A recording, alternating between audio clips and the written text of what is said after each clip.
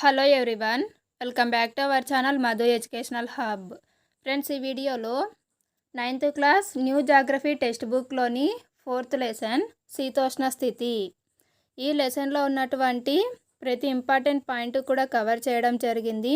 వీడియోని స్కిప్ చేయకండి. వీడియో కనుక మీకు నచ్చితే తప్పకుండా లైక్ చేయండి, షేర్ చేయండి, సబ్స్క్రైబ్ చేయండి. ఫ్రెండ్స్, మనము శీతోష్ణ స్థితి మరియు వాతావరణం, క్లైమేట్, వెదర్ ఈ రెండింటిని పర్యాయ పదాలుగా యూజ్ చేస్తాము. కానీ ఈ రెండింటికి మధ్య డిఫరెన్స్ అయితే ఉంది.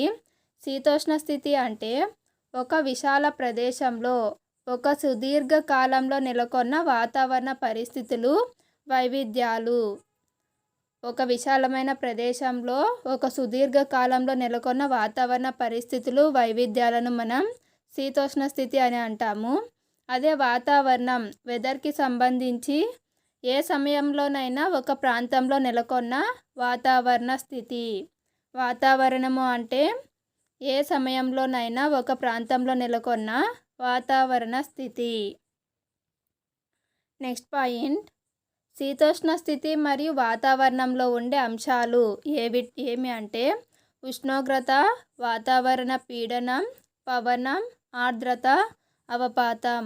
ఇవన్నీ కూడా శీతోష్ణ స్థితి మరియు వాతావరణంలో ఉండే అంశాలు. మాన్సూన్ అనే పదం మౌసమ్ అనే అరబిక్ భాషా పదం నుండి వచ్చింది. ఈ మౌసమ్ అనగా అర్థం ఋతువు.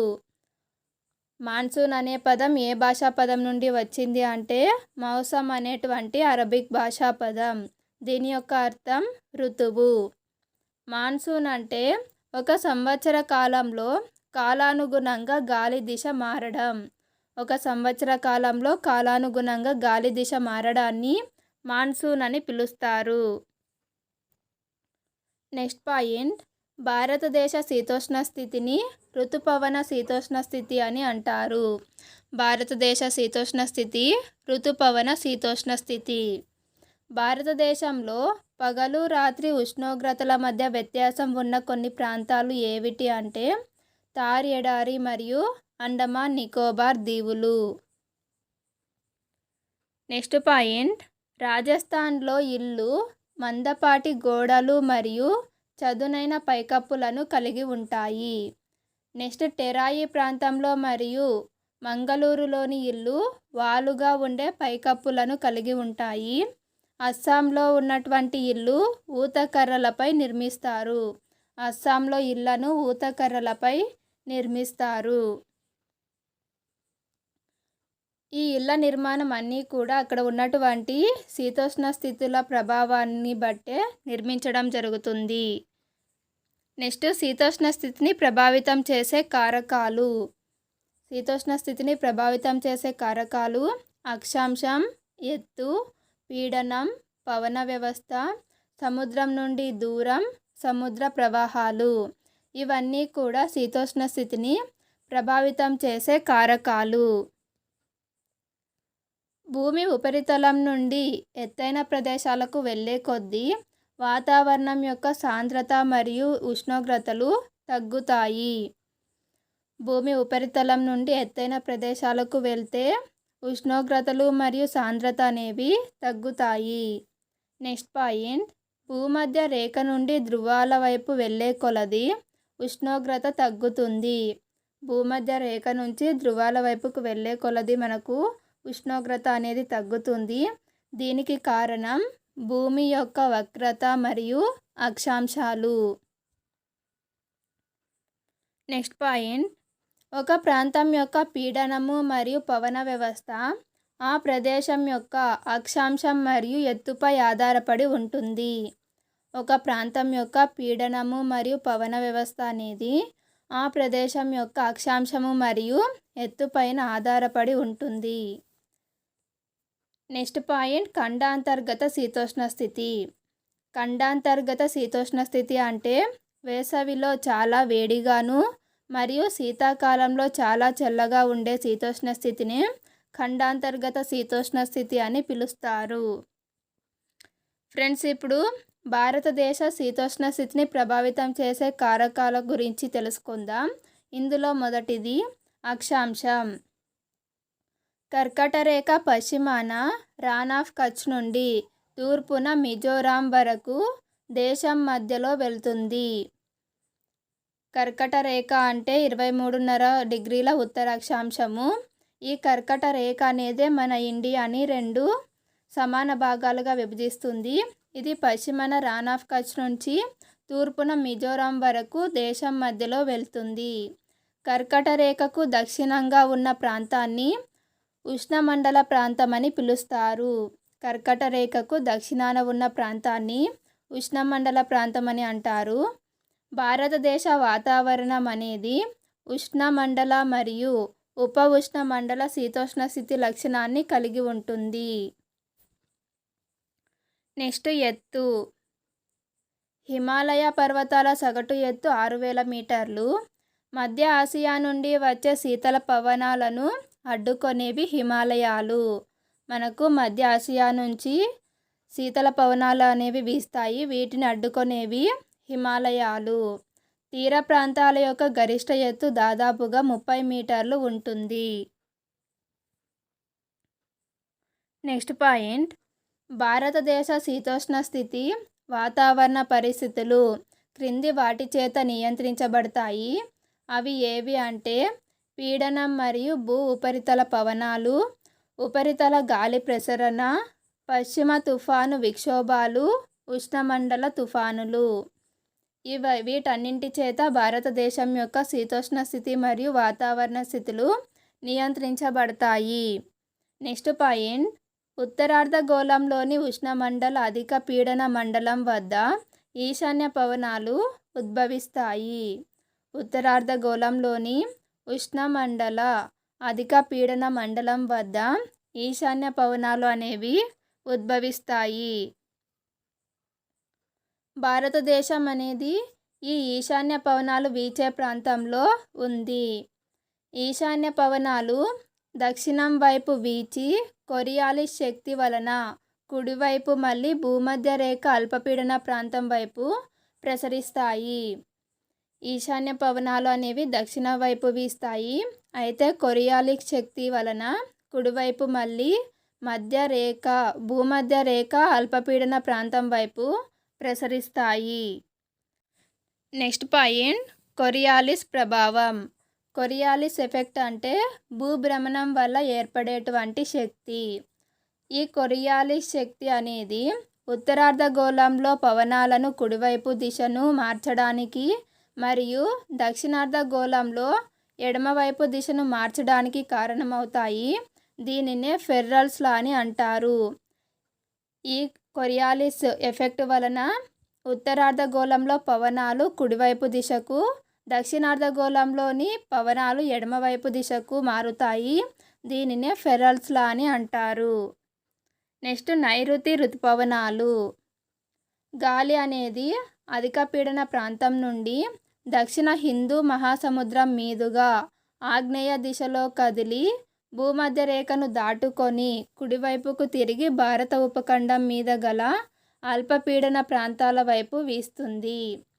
భారతదేశానికి వ్యాపారులుగా వచ్చిన అరబ్బులు వీటికి ఋతుపవనాలు అని పేరు పెట్టారు. ఈ విధంగా వీచేటువంటి గాలులకు ఋతుపవనాలని పేరు పెట్టినది ఎవరు అంటే అరబ్బులు.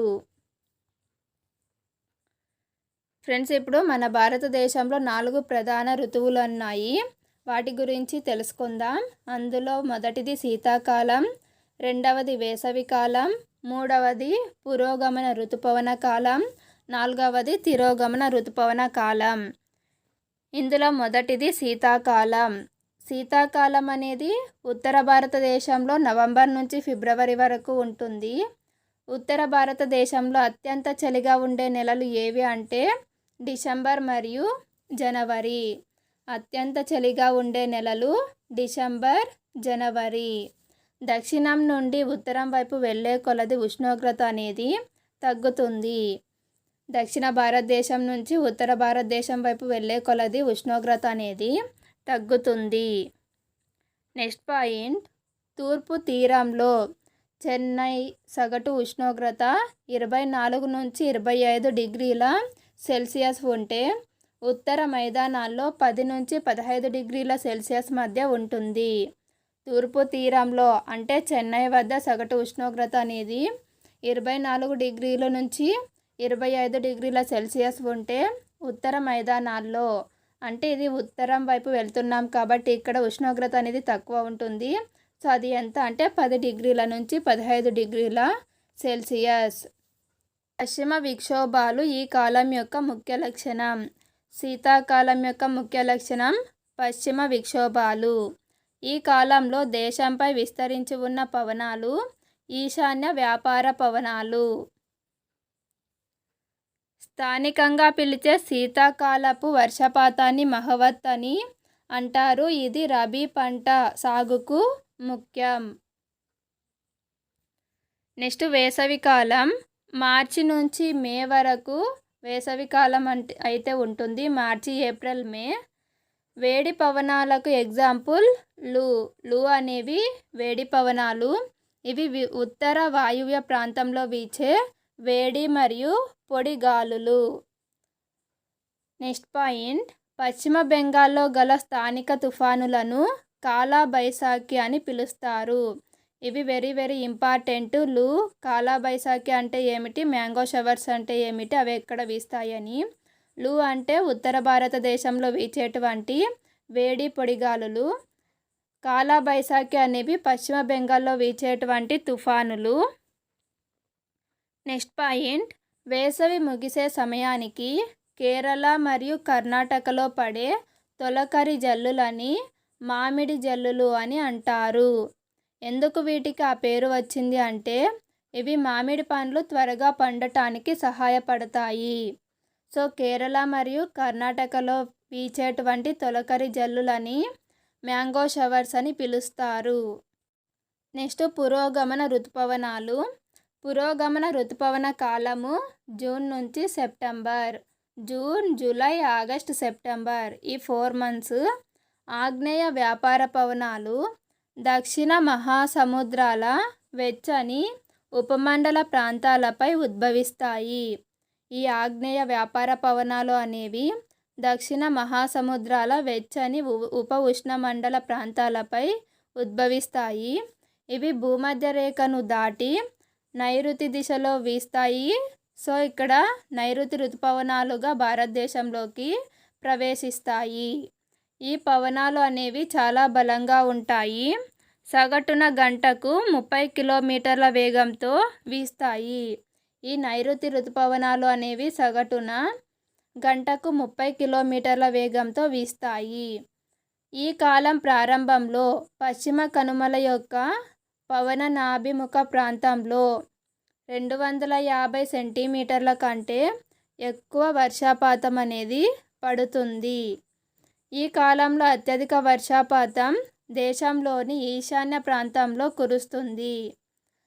అంటే పురోగమన ఋతుపవన కాలం లేదా నైరుతి ఋతుపవనాల వల్ల అత్యధిక వర్షపాతం పొందేది మన భారతదేశంలో ఎక్కడ అంటే ఆ ప్రాంతము ఈశాన్య భారతదేశం. Next point. ప్రపంచంలో అత్యధిక వర్షపాతం పొందే ప్రాంతం మాసిన్రామ్. ఇది మన భారతదేశంలోనే కాశీ కొండల దక్షిణ శ్రేణిలో ఉంది. ఋతుపవనాలతో సంబంధం ఉన్న మరొక దృగ్విషయం విరామాలు. ఒక ప్రాంతంలో భారీ వరదలకు మరియు మరొక ప్రాంతంలో కరువుకు కారణం ఋతుపవన అల్పపీడన ద్రోణి. ఈ ఋతుపవన అల్పపీడన ద్రోణి వల్ల ఒక ప్రాంతంలో వరదలు అనేవి వస్తాయి, మరొక ప్రాంతంలో కరువు అనేది సంభవిస్తుంది. ఫ్రెండ్స్, ఇప్పుడు మనం తిరోగమన ఋతుపవనాలు లేదా సంధికాలం గురించి తెలుసుకుందాం. ఇది అక్టోబర్ నుంచి నవంబర్ వరకు ఉంటుంది. శుష్క వర్షాకాలం నుండి అనార్ద్ర శీతాకాల పరిస్థితులకు పరివర్తన చెందే కాలము. సో అందుకే దీనికి సంధికాలం అని పేరు. పగటిపూట ఉష్ణోగ్రతలు అనేవి ఎక్కువగా ఉంటాయి. దీనిని అక్టోబర్ వేడిమి అని అంటారు. రాత్రుల్లో అనేది చల్లగా ఉంటుంది. పగటిపూట ఉష్ణోగ్రతలు ఎక్కువగా ఉంటాయి. దీనిని అక్టోబర్ వేడిమి అని అంటారు. అయితే రాత్రుల్లో అనేవి చల్లగా ఉంటుంది. భూమిపై అత్యంత తేమతో కూడిన ప్రదేశము మాసిన్రామ్. ఇది స్టాలగ్మైట్ మరియు స్టాలక్టైట్ సున్నపు రాతి గుహలకు కూడా ప్రసిద్ధి చెందినది. మాసిన్రామ్ అనేది భూమిపై అత్యంత తేమతో కూడిన ప్రదేశము, ప్రపంచంలోనే అత్యధిక వర్షపాతం సంభవించే ప్రదేశము. అంతేకాకుండా ఇది స్టాలగ్మైట్ మరియు స్టాలక్టైట్ అనేటువంటి సున్నపు రాతి గుహలకు కూడా ప్రసిద్ధి చెందింది. వీటి వలన ఉష్ణమండల తుఫానులు ఎక్కువ జనసాంద్రత కలిగిన గోదావరి, కృష్ణ మరియు కావేరీ డెల్టాలు తరచుగా తుఫానుల బారిన పడుతున్నాయి. ఈ తిరోగమన ఋతుపవనాల వలన గోదావరి, కృష్ణ, కావేరీ డెల్టాలు తుఫానుల బారిన పడుతున్నాయి. ఈ అల్పపీడన తుఫానుల వల్ల కోరమాండల్ తీరంలో అత్యధిక వర్షపాతం సంభవిస్తుంది. నెక్స్ట్ పాయింట్, పశ్చిమ తీరం మరియు ఈశాన్య భారతదేశంలో ప్రాంతాలు సంవత్సరంలో సుమారుగా 400 సెంటీమీటర్ల వర్షపాతాన్ని పొందుతాయి. తక్కువ వర్షపాతం నమోదవుతున్న మూడవ ప్రాంతంగా జమ్మూ కాశ్మీర్లోని లేహ్ అనేది ఉంది. తక్కువ వర్షపాతం నమోదవుతున్న మూడవ ప్రాంతంగా జమ్మూ కాశ్మీర్లోని లేహ్ అనేది ఉంది. ఫ్రెండ్స్, వీడియో కనుక మీకు నచ్చినట్లయితే తప్పకుండా లైక్ చేయండి, షేర్ చేయండి, సబ్స్క్రైబ్ చేయండి. Thank you for watching.